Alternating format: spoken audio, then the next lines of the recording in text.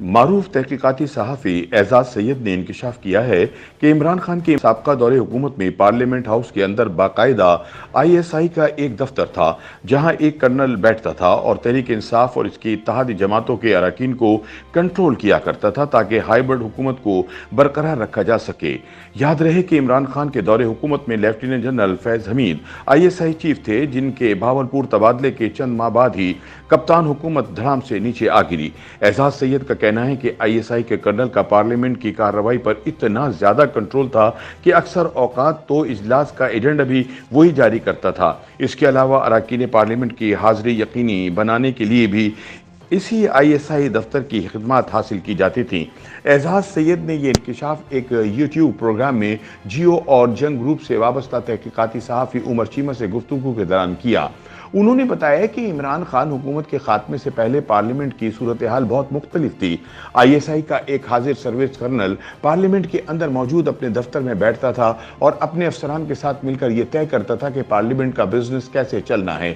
Agenda طے کرنے کے ساتھ ساتھ بعض اوقات وہ اپنے ساتھیوں کے ساتھ مل کر اراکین کی حاضری کو بھی یقینی بناتے تھے۔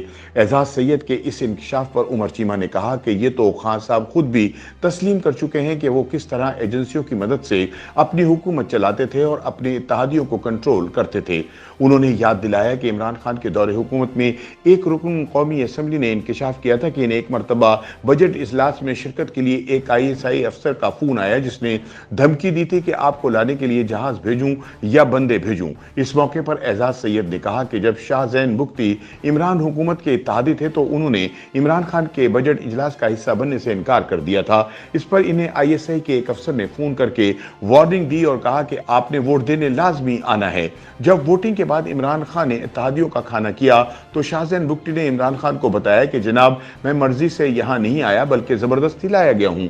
عمر چیمہ نے بتایا کہ یہی بات مرحوم ڈاکٹر عامر لیاقت نے بھی کی تھی۔ انہوں نے بتایا کہ جب ایک بار قومی اسمبلی کے اجلاس کی رپورٹنگ کے لیے ہم پارلیمنٹ ہاؤس کے دروازے پر موجود تھے تو عامر لیاقت حسین نے ہمیں بتایا کہ میں یہاں خود نہیں آیا بلکہ لایا گیا ہوں۔ جی ہم آئے نہیں، لائے گئے ہیں اور بہت اہتمام سے لائے گئے۔ اور کون لایا آپ کو سر؟ لایا کون ہے؟ اچھا۔ اس کے علاوہ بھی عمران خان کے ایما پر ISI کی جانب سے کئی اراکین اسمبلی پر پارلیمنٹ میں حاضری کے لیے دباؤ ڈالا جاتا رہا، تاہم اب صورتحال بدل چکی ہے اور ISI کا دفتر ختم ہو چکا ہے، لیکن فیض حمید کے چماٹ اب بھی اپنی حرکتوں سے باز نہیں آتے، جس کا تازہ ثبوت وزیر اعظم ہاؤس میں ہونے والی گفتگو کی لیک شدہ آڈیوز ہیں۔